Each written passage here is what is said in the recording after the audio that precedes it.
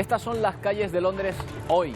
Tienen más bicicletas de lo normal, porque ha sido la alternativa de muchas personas para acudir a su puesto de trabajo, tras las consecuencias de la mayor huelga ferroviaria en 30 años que está padeciendo el Reino Unido. La red de metros y trenes no funciona al 100%, las estaciones están desiertas. Los sindicatos anuncian lo que han llamado un verano de descontento, pues podría haber más huelgas entre otros colectivos, como por ejemplo maestros o médicos. Una de las razones, de nuevo, el aumento del costo de la vida, la inflación que roza allí ya el 10%.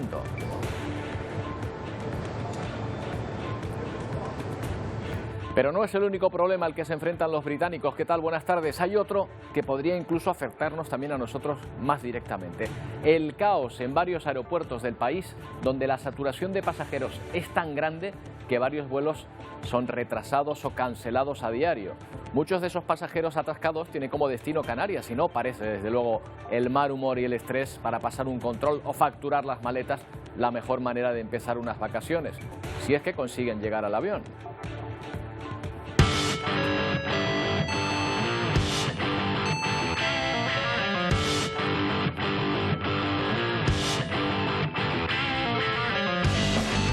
Las maletas se hacinan en varios aeropuertos británicos en lo que parece una falta de previsión ante la enorme fiebre por viajar de millones de ciudadanos que tratan de borrar sus recuerdos del confinamiento. El problema se agrava ante la dificultad de contratar por las exigencias que impone el Brexit, porque la mano de obra no se encuentra fácilmente. Pero el problema no es solo de los británicos. El aeropuerto de Schiphol, en Holanda, ya ha advertido que limitará el número de operaciones si aumenta la saturación de pasajeros.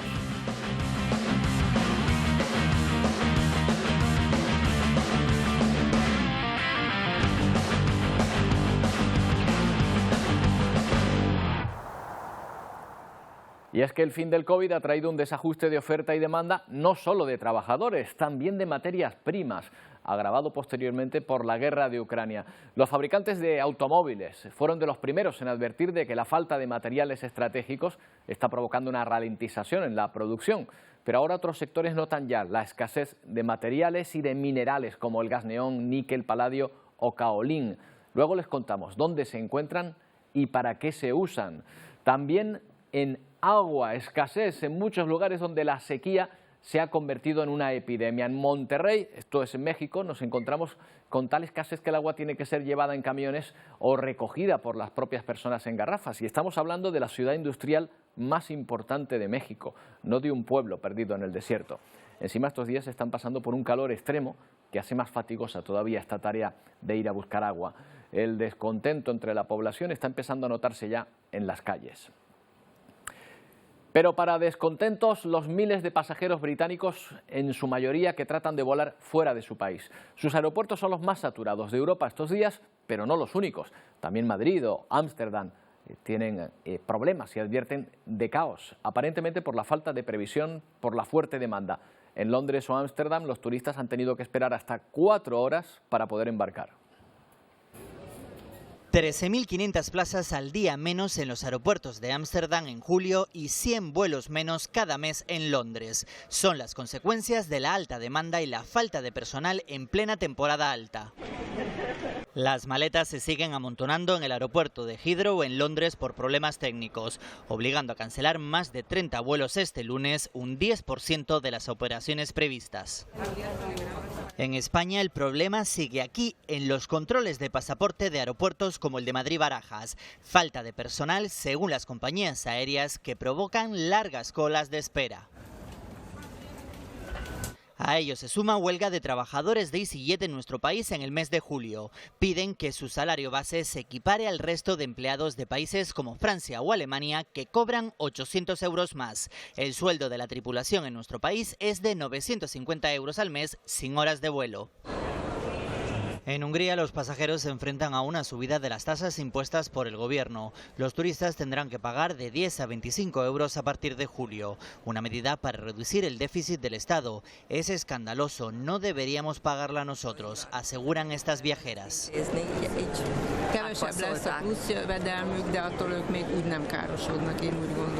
Una crisis de altos vuelos que afecta también a Qatar Airways. El presidente de la compañía ha anunciado que la escasez de mano de obra será un desafío en los próximos meses.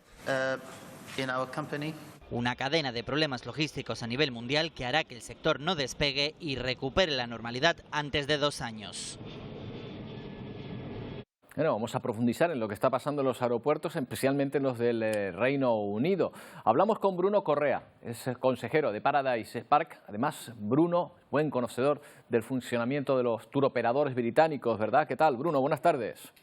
Muy buenas tardes, Roberto. Buenas tardes, Canarias. Bueno, el verano es época de desplazamientos. Sabía que iba a haber muchísima gente que lo iba a hacer, pero parece que en algunos aeropuertos no previeron qué cantidad de demanda iba a haber, ¿no? Podría ser ese el origen del problema. Correcto, Roberto. Hay dos vertientes aquí. Una es la falta de previsión por falta de las empresas en general, y en ellas yo incluyo la gestión de los aeropuertos en Gran Bretaña. Falta de previsión porque el verano 22 se venía a venir. Y no era inusual que tuviéramos este aumento de demanda para el viajero, porque hemos estado 2 años sin salir, sin hacer cosas, pues ahí está. La otra vertiente es que efectivamente hay una falta de personal en general en el Reino Unido.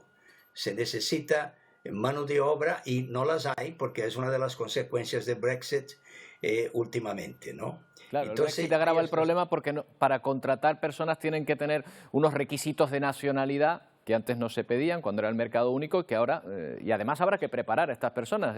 Son puestos de trabajo que de un día para otro no pueden empezar a trabajar sin más. Correctamente, correcto. Sin embargo, en este escenario, en esta tormenta casi perfecta de disrupción de los viajes de Reino Unido hacia a todas partes, hay luces, ¿no? Hay puntos de claridad y de luz. Y uno de ellos, hay empresas que sí se han preparado para eso, ¿no? Y hablo claramente del tour operador Jet2 Holidays y Jet2.com, la compañía aérea, que vio venir, como todos, hemos visto venir, pero ellos hicieron algo al respecto y empezaron a reclutar desde septiembre del año pasado. Y eso es una noticia excelente para España en general y principalmente para Canarias, porque se trata del mayor volumen de tráfico aéreo. Para Canarias está en manos, desde Gran Bretaña, está en manos de esta compañía aérea. Y entonces están preparados, no les falta personal. No les falta ni personal de cabina, ni personal de check-in, ni personal de handling, como ellos dicen. Lo que sí encuentran es algunos retrasos en aeropuertos debido a todo lo demás. La huelga de trenes, a huelgas rápidas y distintas y la falta de personal que existe en los propios aeropuertos para el movimiento, claro, del equipaje, ¿no? Todo lo que tenga que ver con el turismo a nosotros evidentemente nos afecta y quizá puedan decir, bueno, pero si eso es un problema en el aeropuerto, pero claro, la experiencia comienza con el inicio del viaje y la cuestión después es que es más difícil que se olviden y que recuerden unas vacaciones placenteras si están recordando lo que les costó llegar hasta aquí, ¿no? Ahí está, exactamente así, sí señor. Pero la situación no es alarmante, ¿vale? Estoy ahora hablando como hotelero, como ciudadano. En Canarias no es alarmante. Es preocupante, por supuesto. Estamos todos con las luces encendidas para que nos preparemos para cualquier eventualidad, pero de momento lo que tenemos son algún otro retraso, pero que todavía no hay, y yo espero que no habrá, razón para alarma. Bruno, ¿no se están produciendo entonces cancelaciones de reservas por esta situación, o por lo menos no en gran cantidad? Hombre, cancelaciones están ocurriendo, pero no se trata de grandes volúmenes, ni mucho menos. Eso depende de isla a isla y en cada isla depende de qué tipo de acuerdo tienen los hoteles con diferentes canales de distribución. En el caso del Paradise Park tenemos una política muy clara de distribución que nos facilita muchísimo porque tenemos conocimiento de aquellas personas que nos distribuyen el producto, conocimiento profundo. Entonces se levanta el teléfono, se llama y se conoce la situación de primera mano, ¿no? Pero en general hay cancelaciones, muy poquitas, en algunos casos, un poquito más en otros, pero no es alarmante. Bueno, pues esperemos que siga así la cosa y que se vaya reponiendo cuanto antes la situación, volviendo a la normalidad. Bruno Correa, un placer saludarle siempre. Gracias. Un gusto. Venga, buenas tardes. Bueno, pero este problema en los aeropuertos no es el único al que tienen que hacer frente en el Reino Unido, porque al caos de las terminales sumen también el de la mayor huelga ferroviaria en los últimos 30 años en aquel país. Un parón de 40.000 trabajadores que piden mejoras salariales y más contrataciones para atender pues, la gran demanda que están sufriendo. Los sindicatos aseguran que el sector ha visto cómo ha ido perdiendo derechos desde el comienzo de la pandemia. A este parón de trenes se suma el metro de Londres, que va a permanecer cerrado en los próximos días. Ténganlo en cuenta si van a viajar a la capital británica. El primer ministro Boris Johnson ha calificado las protestas de innecesarias.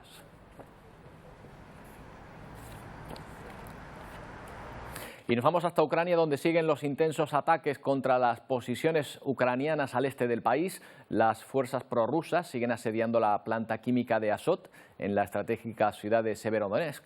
Es un enclave que ya luce, como pueden ver, totalmente en ruinas. Los bombardeos se han cebado también en las últimas horas con un almacén de alimentos en Odessa.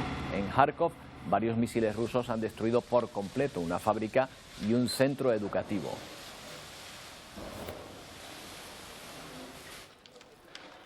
Y en torno a este conflicto pasan las semanas y siguen sin desbloquearse las exportaciones de grano de Ucrania, una situación que podría desembocar en una grave crisis alimentaria mundial de la que viene advirtiendo la ONU, entre otros organismos.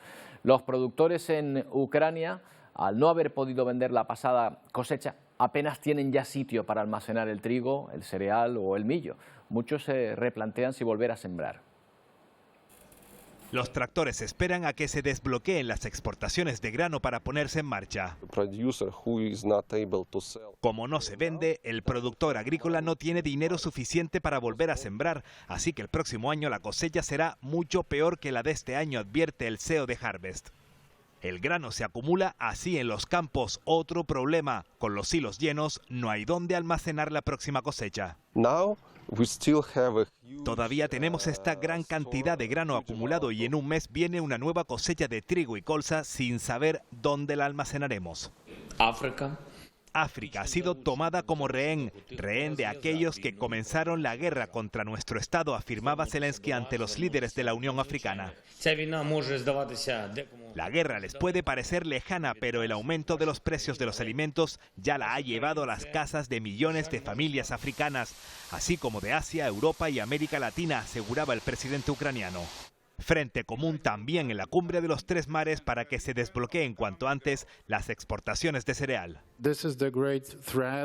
Esta es la gran amenaza ahora y una de las mayores preocupaciones. Nos enfrentamos a una crisis alimentaria en gran parte del mundo, especialmente en África, afirmaba el presidente de Polonia. Y todo mientras el tiempo transcurre una semana más sin avances en las negociaciones para desbloquear la situación. Les hemos venido contando desde que comenzó esta guerra que millones de ucranianos han tenido que huir de su país. Miles de ellos han terminado acogidos aquí, en las islas. Cerca de 800 han estado en Tenerife. En las últimas fechas, Cruz Roja ha confirmado que ha comenzado a derivar a algunas de estas personas hacia la península. Continúan con su estatus de protegidos, pero van a pasar de estar en un hotel a un centro de refugiados, lo que abarata los costes para el Ministerio del Interior. Aquellos que hayan conseguido un puesto de trabajo en la isla podrán quedarse aquí en las islas.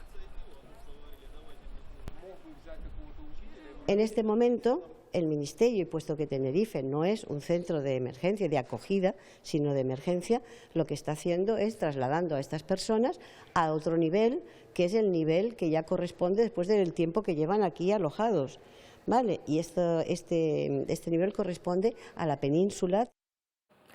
Pues vamos a hablar de este asunto con Dimitro Shatruk, que forma parte de la Asociación de Ucranianos de Canarias, Oberik, Tenerife. ¿Qué tal, Dimitro? Buenas tardes. Hola, buenas tardes a todos. Bueno, pues vamos a interesarnos por el estado de estas personas, por cómo se encuentran. En primer lugar, ¿este traslado lo hacen de buena voluntad o no les convence demasiado? Desde el principio, todos los quienes estaban en esas instalaciones de Cruz Roja saben que esto es como primera fase de alojamiento de emergencia. Entonces, desde el principio, Cruz Roja también ha dicho que todos los quienes están ahora en Cruz Roja aquí en Tenerife, con tiempo, con 2, 3, 4 meses, van a trasladarse todos a Península, donde hay más posibilidades de socializarse, donde hay más posibilidades de encontrar trabajo.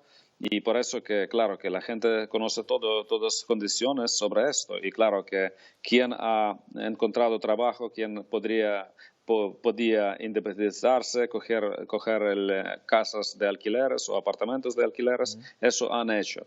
Claro que hay mucha gente también que empezaban a trabajar ahora poco a poco, pero Cruz Roja da esta opción. Si puedes presentar el contrato de trabajo firme, te van a dejar por 15 días más para prolongar estancia aquí en Tenerife. Y entonces, claro que la mayoría saben condiciones y claro que quieren, esos que no pueden pagar por alquiler y que no tienen poder con dinero que mantenerse, van a seguir con Cruz Roja y nadie va a estar en la calle. Claro, porque hay que decir que dentro de estas condiciones de refugiados que se les ha dado, se les permite el acceso al mercado de trabajo inmediatamente.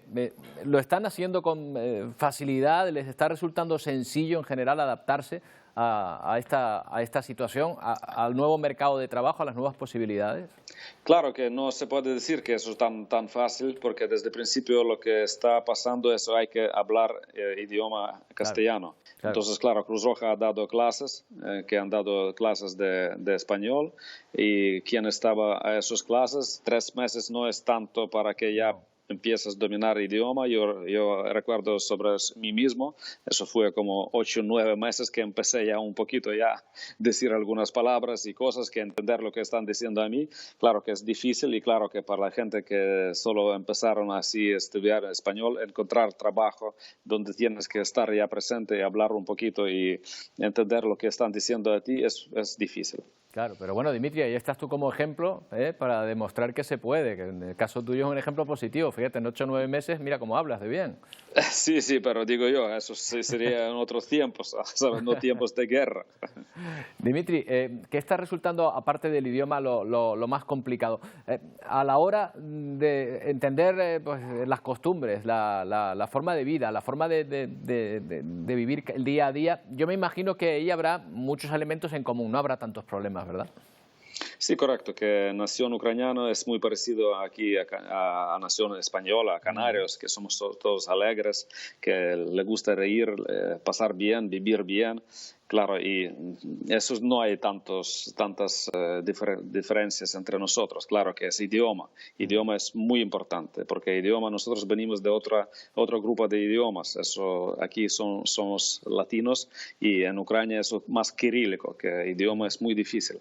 Entonces, claro que para aprender, si tú eres joven, niños, por ejemplo, que ahora están ya en coles, esos aprenden más rápido, como siempre, que los niños están como unos esponjas que aprenden idiomas, y dentro de 3 o 4 meses ya pueden hablar poco a poco. Pero claro, para mayores es un poco más problemático. Y claro que con cursos de español también hemos tenido problemas aquí en Tenerife. Yo estaba pidiendo por 2 lados si pueden dejar a nosotros algunas instalaciones donde podemos dar clases de español, y no nos facilitaron nada, y estamos ahora en este tiempo todavía pidiendo a ver si pueden ayudarnos a dar clases a español aquí la gente que ha venido, porque ha venido mucha gente que no están todos con instalaciones de Cruz Roja y tampoco con otras ONGs, pero hay muchas que han recibido en sus familias, en sus casas, familiares, amigos, conocidos. Entonces ellos piden a nosotros a ver si podemos echar mano, y para como es verano, todo está aquí en vacaciones. Entonces, y escuelas de idiomas pueden ayudarnos. Hay voluntarios nuestros que pueden dar clases de español, pero no podemos encontrar donde podemos dar aquí en Tenerife. Estamos pidiendo Ayuntamiento de Arona en diferentes organismos estatales para que nos dan dónde podemos dar esas clases, porque es muy importante que la gente que ya más o menos saben y que quieren estar aquí y saben dónde pueden trabajar, pero idioma muy importante. Y eso es una más de grandes dificultades para los gente que ha venido de Ucrania. Bueno, Dimitro, pues mira, ahí está ese llamamiento de quien pueda echar una mano para dar las clases, pues ahí está su asociación, que recuerdo el nombre, Oberig, sí. Están en páginas web, en Facebook, si puedes escribírmelos, eso sería muy gran ayuda para apoyar a esa gente, que estar solidarios es muy importante aquí. Pues ahí está, una forma de integrarse, principalmente es el idioma, desde luego. Pues Dimitro, muchas gracias, espero que la integración siga adelante, parece que va por buen camino y que estas personas que se trasladan a la península pues tengan mucha suerte. Vale, muchas gracias a todos los españoles. Gracias, adiós. Bueno, otro frente que se puede abrir en este conflicto. Lituania empieza a aislar Kaliningrado y es probable que ustedes no sepan dónde está. Nosotros sinceramente no nos habíamos fijado en este enclave, en esta región rusa, pero que está separada de Rusia. Miren, Rusia termina aquí. Aquí llega Bielorrusia, aquí está Lituania, Polonia. Pues bien, este lugar, Kaliningrado, este territorio, antes era alemán y está encastrado justo aquí, en esta salida al mar entre Lituania y Polonia. Bueno, pues es un lugar que estratégicamente es importantísimo, pero se ha prohibido por parte de Lituania el tránsito de mercancía hasta Rusia, hasta el territorio ruso, a consecuencia del bloqueo. El Kremlin amenaza, dice que responderá, aunque no dice cómo. Es Kaliningrado, situada en la Europa Oriental. Esta ciudad pertenece a Rusia tras su anexión en 1945, pero el territorio está aislado, separado del resto del país. Concretamente se sitúa entre Polonia y Lituania, dos países miembros de la OTAN y la Unión Europea. El gobierno lituano anuncia ahora que bloquea parcialmente el tránsito de mercancías hacia este enclave báltico. El portavoz del Kremlin advierte que se trata de una decisión ilegal sin precedentes y que Rusia responderá si no se restablece rápidamente el tránsito de mercancías. Todavía esperamos que nuestros vecinos entren en razón y superen la locura que están cometiendo ahora, avisa el representante del gobierno de Kaliningrado. La población muestra su preocupación. Se van a parar las obras, el desarrollo de carreteras, todo va a empeorar. Creo que mucha gente perderá su trabajo porque no hay otra opción, asegura este residente. Los bienes prohibidos incluyen carbón, metales, materiales de construcción y tecnología avanzada. 25.000 muertos en 10 años y apenas algún gesto por detener esta masacre de la comunidad internacional. Es la gran crisis que asola el Sahel occidental, esa franja de países que engloba a Níger, a Burkina Faso o a Mali, y que han recorrido los periodistas Pepe Naranjo, colaborador de Atlántico Noticias, y Juan Luis Roth desde 2019. Ambos han inaugurado esta mañana la exposición Las Tres Fronteras en Casa África. A través de sus textos y fotos nos sumergen en la realidad de un conflicto con muchas variables, con muchas aristas, entre otras la creciente presencia yihadista, la crisis alimentaria o la militarización de la zona, que está provocando un constante aumento de la violencia. Vivo con una enorme frustración, a lo mejor incluso el no saber transmitir la dimensión del problema a veces. Es verdad que muchas veces hay un agotamiento por parte de los medios de comunicación. Claro, son 10 años de conflicto, ya a veces te encuentras, joder, otra matanza, ¿no? ¿Cómo lo cuentas? ¿Qué enfoque diferente le da?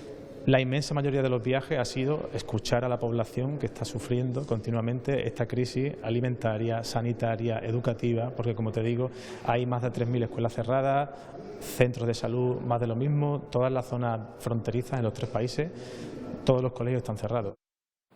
Por cierto que el propio Pepe Naranjo ha explicado en esa presentación que hoy se ha conocido una nueva matanza en Mali. Habrían muerto 135 personas en 3 ataques a localidades del centro del país. Se trataría de ataques yihadistas, de nuevo, que tuvieron lugar durante el fin de semana. Del Sahel nos vamos hasta la cercana Senegal. La recolección de plástico se ha convertido en un modo de vida para muchas personas allí y el que además ha aumentado en los últimos años, a pesar de la prohibición de este material y de los esfuerzos del gobierno para incentivar el reciclaje. Desde el aire una isla, pero si nos acercamos encontramos la auténtica vergüenza de Dakar, uno de los mayores vertederos de África Occidental donde se acumulan toneladas de basura sin reciclar cada día. Precisamente en el reciclaje han encontrado trabajo cientos de senegaleses. Al amanecer comienzan a buscar hierro, aluminio, plástico e incluso comida para el ganado. En Ndiaye recoge cada jornada unas 3 toneladas de plástico que acumulan estas bolsas. Después los tritura para venderlos por 4 céntimos el kilo. Asegura que nunca pensó que trabajaría aquí, pero que disfruta imaginando lo que se puede hacer con el plástico que recoge.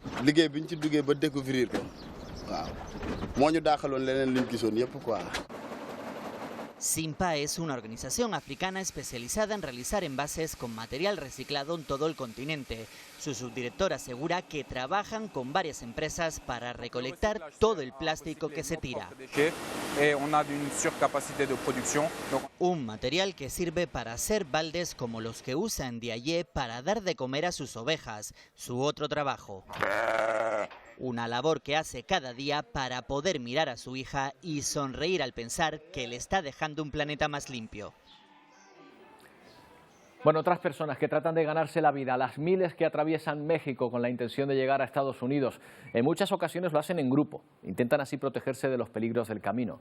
Hablamos muchas veces de esas caravanas formadas por centroamericanos o venezolanos en su mayoría, pero pocas veces escuchamos a esas personas que hoy nos cuentan su dura experiencia. Esta caravana está a unos 200 kilómetros de su deseada frontera. Hondureños y venezolanos han tenido una travesía pesada, pues pudieron avanzar hasta Chiapas, pero al partir hacia Monterrey se encontraron con la sorpresa de que no podían avanzar más. Con mis 2 hijos y mi esposo. ¿Cómo ha sido para ustedes ese trayecto tan largo de 5 meses? Pues ha sido duro, porque muchas carencias. ¿Y aquí cómo los han tratado? Pues mal, porque tenemos todos nuestros permisos, el refugio, la tarjeta de residente permanente, y aún así nos tienen aquí retenidos que no nos venden los boletos. Han perdido su dinero y vendieron sus teléfonos celulares para obtener algo de dinero. Es duro mirar hacia atrás y ver la cara de tus niños, de que te digan, mami, ya no puedo más, o mami, tengo hambre, y no tener cómo, porque por lo menos lo que es la selva es algo que uno, cuando sale, uno dice, uno volvió a vivir. Ya aquí no sabemos qué hacer, quisiéramos avanzar caminando, pero solo por ahí en la calle a medianoche no sabemos qué nos pueda pasar. Nos daba miedo, en verdad nos daba miedo, pero ya viéndolo bien, que aquella marcha ha avanzado, ya nosotros sí queremos avanzar también, sí queremos avanzar. Ya estamos decididos. Con imágenes de Agustín Espinosa, Elizabeth Cruz, Fuerza Informativa Azteca. ¿Saben para qué sirven el paladio, el wolframio, el coltán? ¿Qué se utiliza y por qué son escasos, sobre todo en estos días? Enseguida se lo contamos, después de una pausa.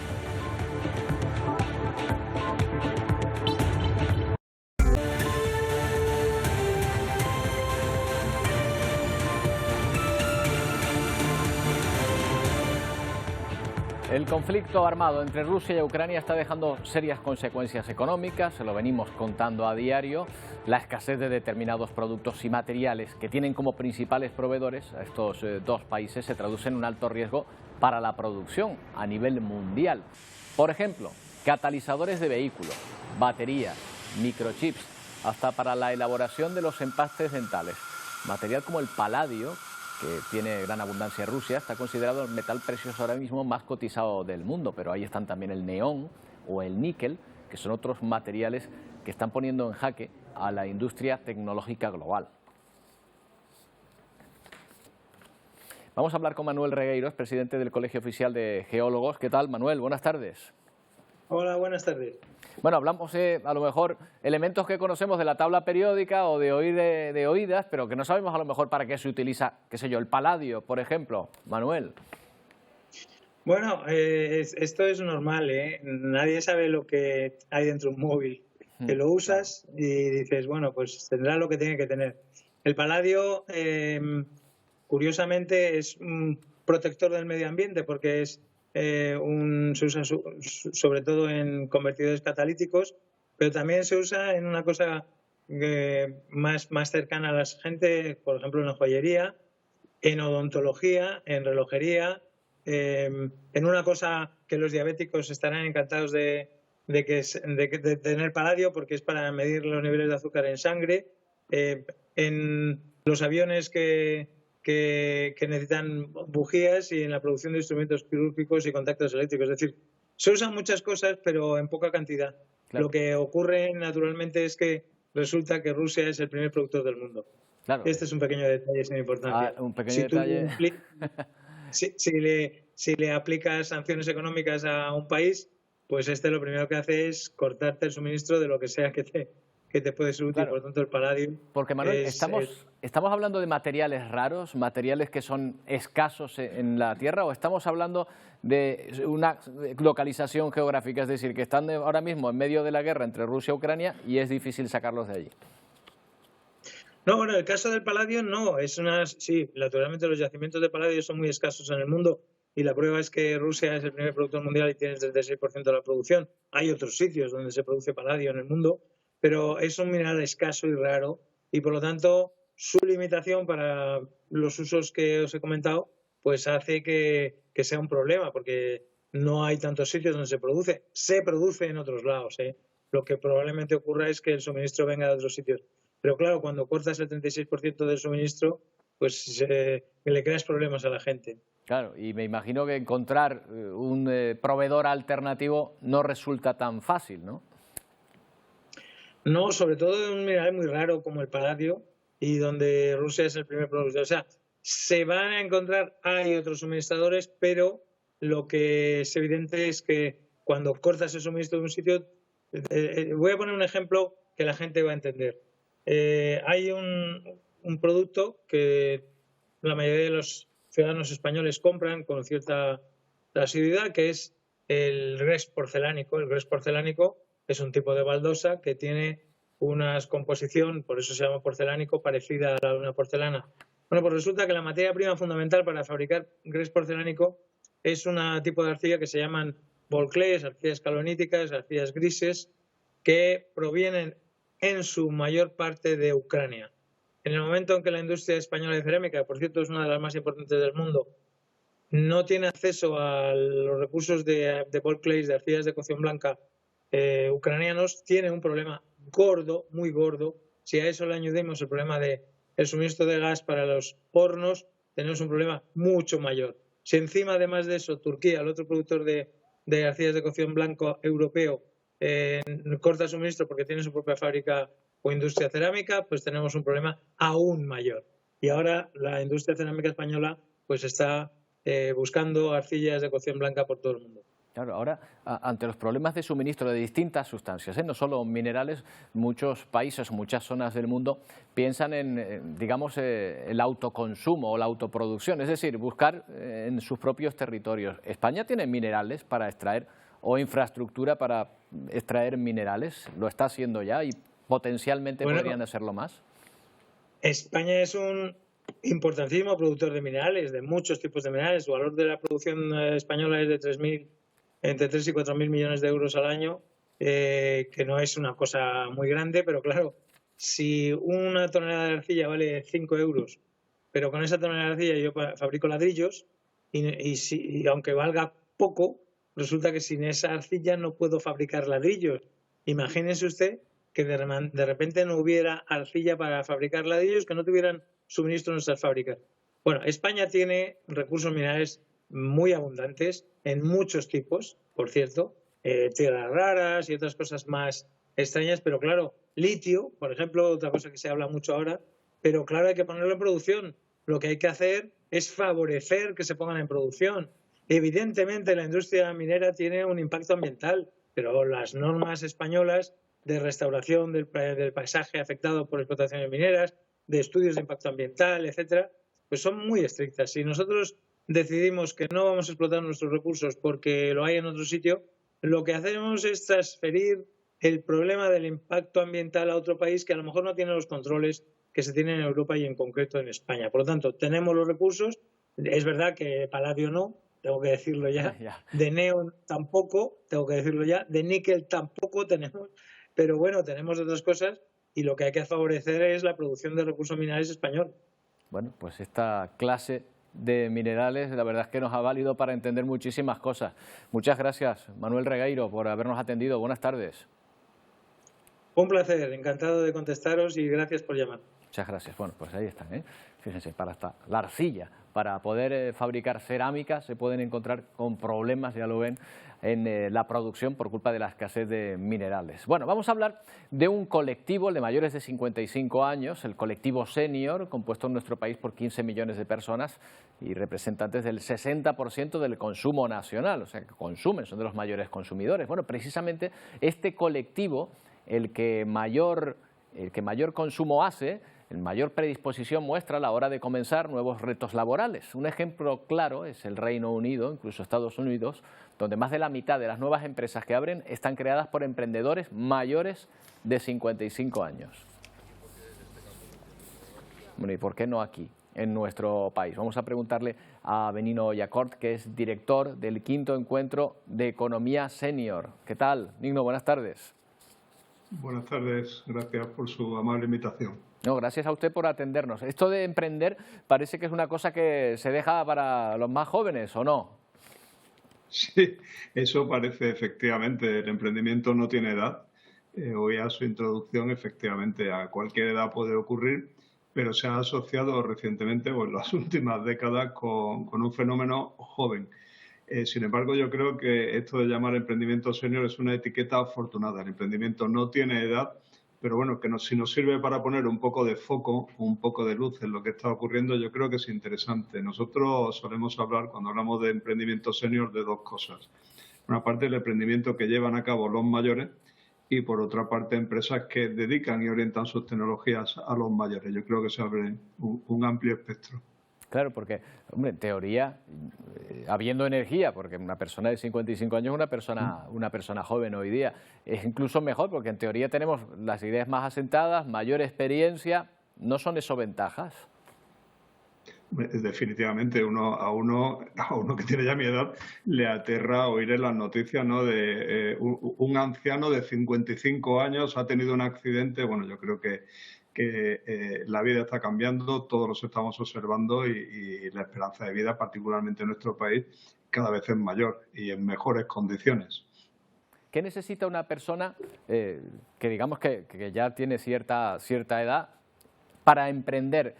¿Son las mismas necesidades, son los mismos problemas a los que se enfrenta un emprendedor más joven que está iniciándose en el mercado laboral, por ejemplo? La pregunta está bien orientada. Aquí la cuestión, yo creo que hay que empezar entendiendo qué está ocurriendo en nuestro país.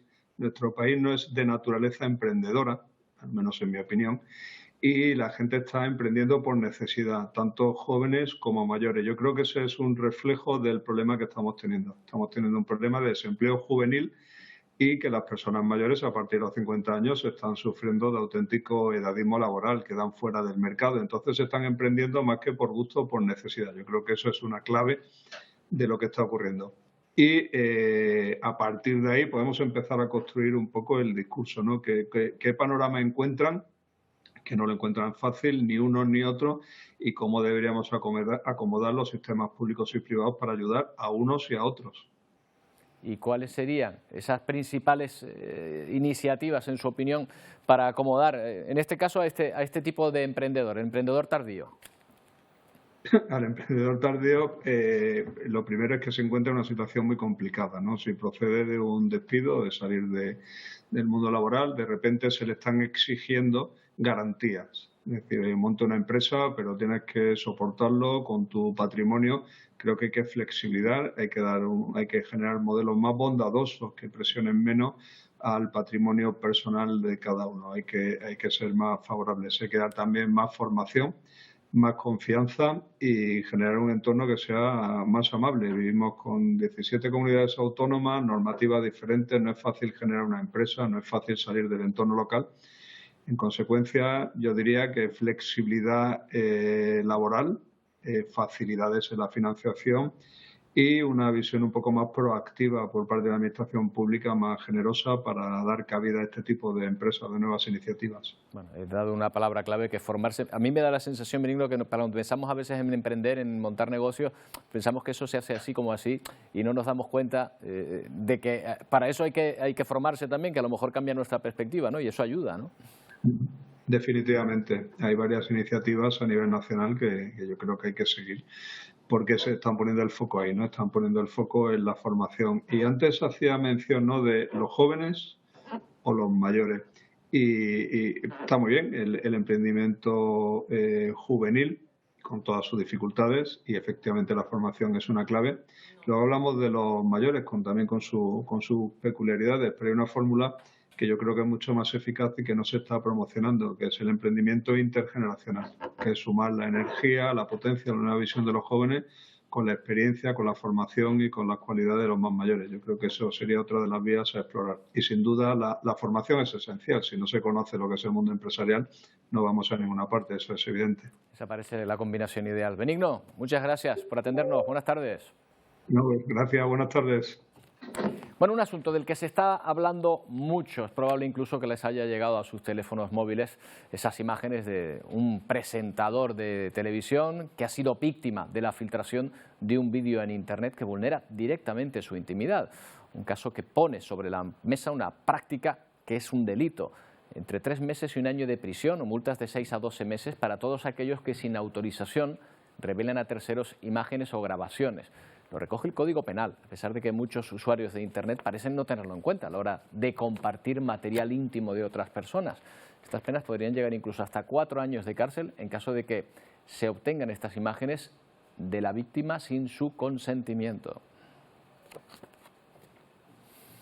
Un problema que con la viralización, con la cantidad de dispositivos electrónicos con los que convivimos hoy en día, puede que esté aumentando. Vamos a preguntarle a Silvia Gómez Rubios, abogada especialista en Derecho Civil y Penal del bufete Prolegue. ¿Qué tal, Silvia? Buenas tardes. Hola, Roberto. Muy buenas tardes. ¿Qué tal?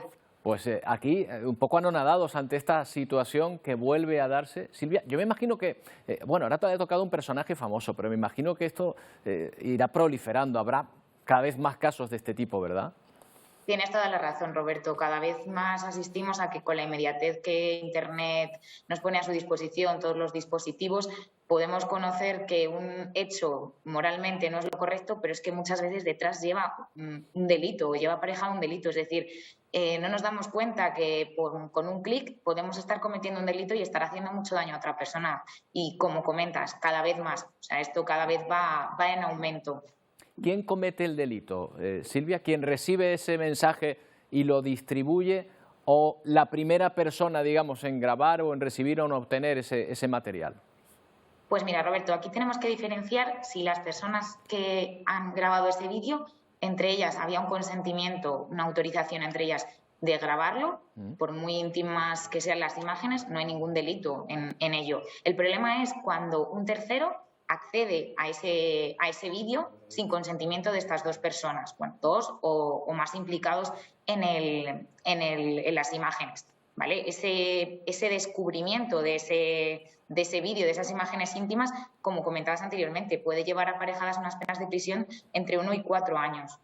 Además, si quien accede a ese contenido también lo revela y lo difunde a través de sus medios, pues efectivamente puede aumentar las penas de prisión de 2 a 5 años.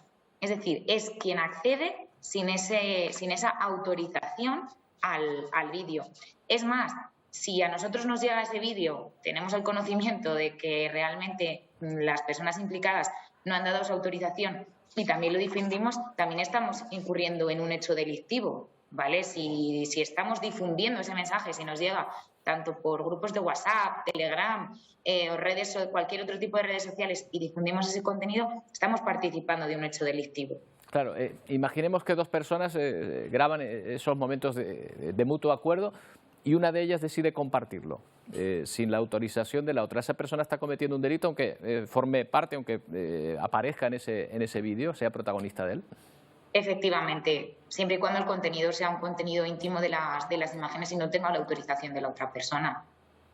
Claro, encima será peor si se obtiene de manera ilegal. Es decir, puede que alguien lo comparta y a partir de ahí, pues oye, ya se pierde el control sobre ese material, pero estamos hablando en este caso en concreto que se habla de un robo, ¿no? de un robo de material. ¿Eso se agrava el delito aún más? Efectivamente. No es lo mismo solamente difundir a quien le ha llegado ese vídeo, aun teniendo conocimiento de que efectivamente no es consentido su difusión, que sí que puede tener una pena de prisión de 3 meses a 1 año, que quien descubre, por así decirlo, ese vídeo, quien se hace con él de una manera ilícita y además lo revela por ahí. Eso sí que tiene aparejada una pena ya de 2 a 5 años y penas de multa. Se agrava la situación, como tú dices, has accedido de forma ilegal a un vídeo y además lo estás difundiendo. Claro, luego está la carga de la prueba. No sé si es fácil o difícil en este tipo de casos averiguar. Iremos viendo porque, claro, es muy pronto, no conocemos los detalles, no sabemos si ha habido un acceso de un hacker informático, cómo ha funcionado todo, pero la prueba será la que nos lo diga.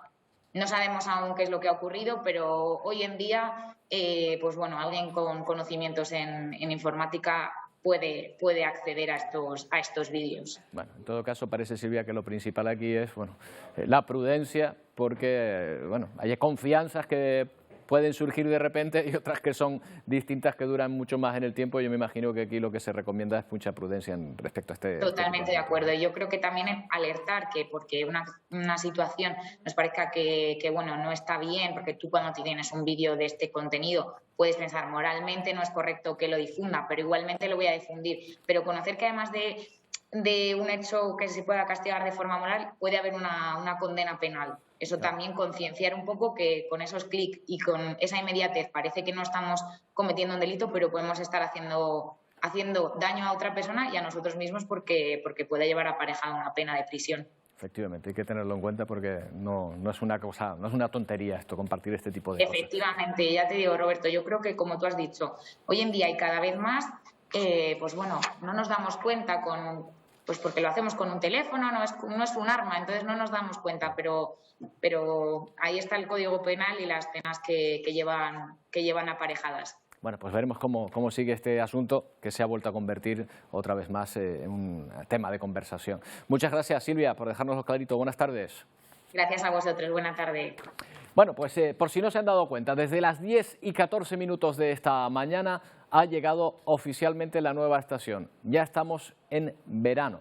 Además, hoy se celebra, lógicamente, el Día Internacional del Solsticio. Antonio, aunque muchos no se habrán dado cuenta porque tampoco es que haya llegado con altas temperaturas o altísimas temperaturas. Aquí en Canarias, más o menos, el último día de la primavera y el primer día del verano, la temperatura ha sido más o menos la misma, con 28 grados de máxima hoy y ayer también. Bueno, vamos a ver esa llegada del solsticio. Roberto, efectivamente, ya estamos en verano. Esto dura 93 días y 15 horas más o menos. Una estación larga, la más larga de todas, hasta el 23 de septiembre. Y así recibieron al sol esta mañana, lógicamente, en Stonehenge, que ya sabes que está en el Reino Unido. Es uno de los monumentos más llamativos y más enigmáticos también. 4.500 años hace que se construyó y se dice que para estar alineada con el sol y ver ahí, por ejemplo, la llegada a la estación del verano. Como te decía, vamos a estar hasta septiembre con esta estación. Hoy, día de solsticio, bueno, también es el Día Mundial del Sol, o sea que hoy el sol se hace un pleno con sol, con solsticio y con verano. Lo que ocurre hoy es que por la inclinación que tiene la Tierra con respecto al sol, ya sabe que va cambiando de un momento a otro del año, y hoy tenemos aquí, por ejemplo, que estamos casi en el trópico de Cáncer, un día de los más largos que se pueden registrar en la Tierra. 14 horas hoy en Canarias, desde el amanecer hasta el anochecer, y también con esa inclinación del sol que hace que hoy, en su momento más alto, estemos ahí casi sin sombra. Pero bueno, esto es lo que ocurre. En el hemisferio norte, digamos que el solsticio lo que viene a decir es que es el día del año en que más cerca estamos del sol, ¿no? Más cerca no, estamos lejos. O más inclinados. Pero más horas tenemos de sol, eso sí, el día del año que más horas tenemos de sol. Y vamos a ver un lugar del mundo donde prácticamente no hay noche en esta época del año. Esto es lo que se conoce como sol de medianoche, Roberto. Vamos a ver cómo el sol va avanzando, va a llegar casi hasta el horizonte, pero no llega a ponerse, sale, por tanto, sobre todo en el Polo Norte. Bueno, en el Polo Norte hay 6 meses del año en los que no hay noche y 6 meses en los que no hay día, pero bueno, un poquito más lejos del Polo Norte, en zonas más habitadas, por ejemplo, Islandia, Norte de Islandia, Canadá, se produce este sol de medianoche. Sol de medianoche que puede durar desde un día nada más hasta varios meses, incluido, como decía, 6 meses que ocurre en el Polo Norte. Bueno, la llegada del verano a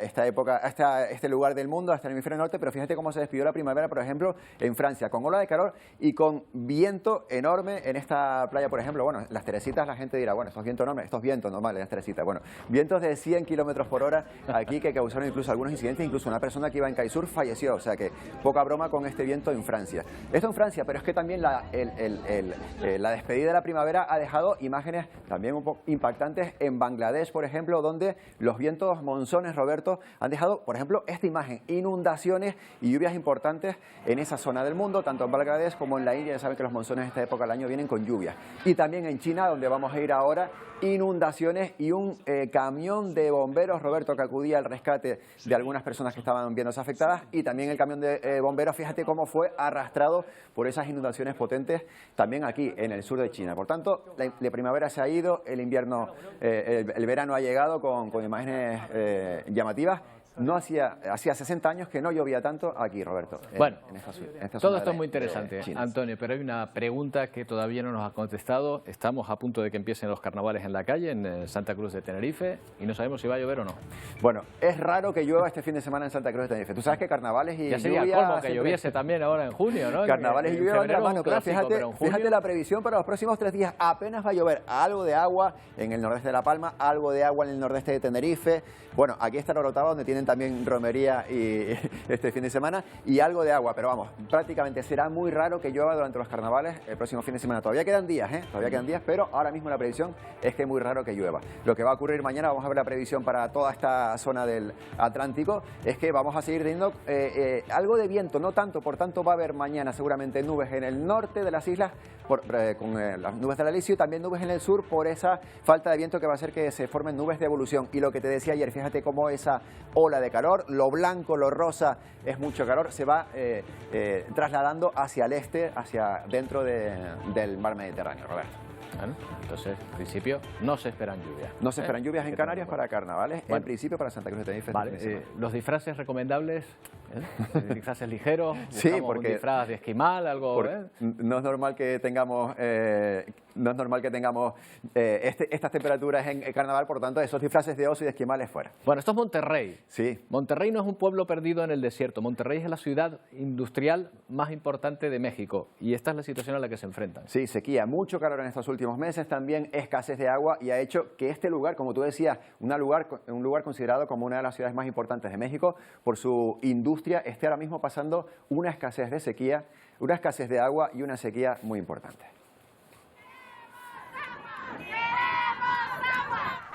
Queremos agua es el grito de los vecinos de este barrio de Monterrey, ciudad de México donde viven más de 5 millones de personas. Allí los grifos se secaron hace una semana por culpa de una sequía histórica y los residentes tienen que recoger cada día su agua, como ven, con garrafas y con cubos. Todos los días, a las 9 de la mañana, regreso hasta la 1 o 2 de la mañana, estamos desvelándonos, esperando que llegue el agua. El agua nos urge, porque no hay. Los expertos atribuyen esta escasez de agua al calor extremo y a la falta de lluvias en los meses de invierno.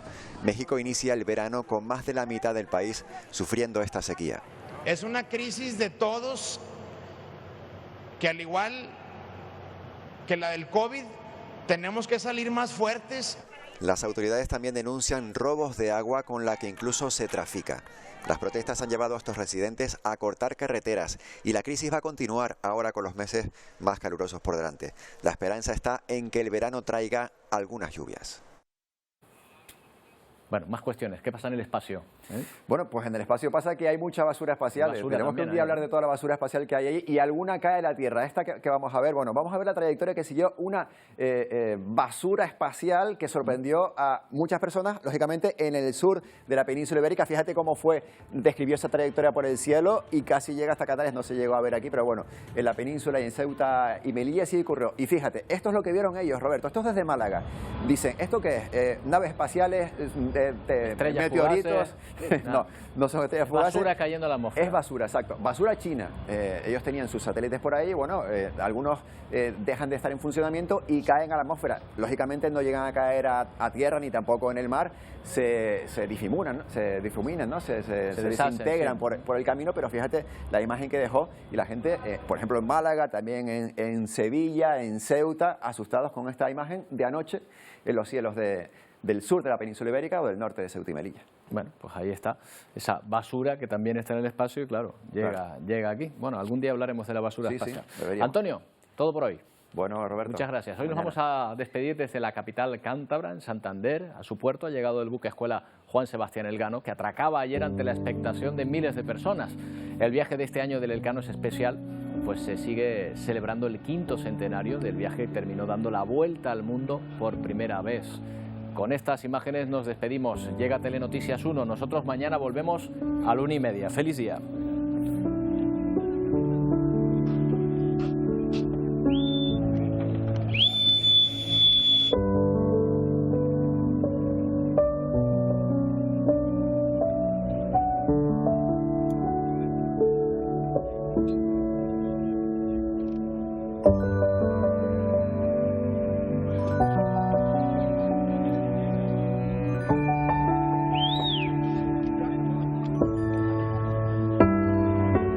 ¡Papá!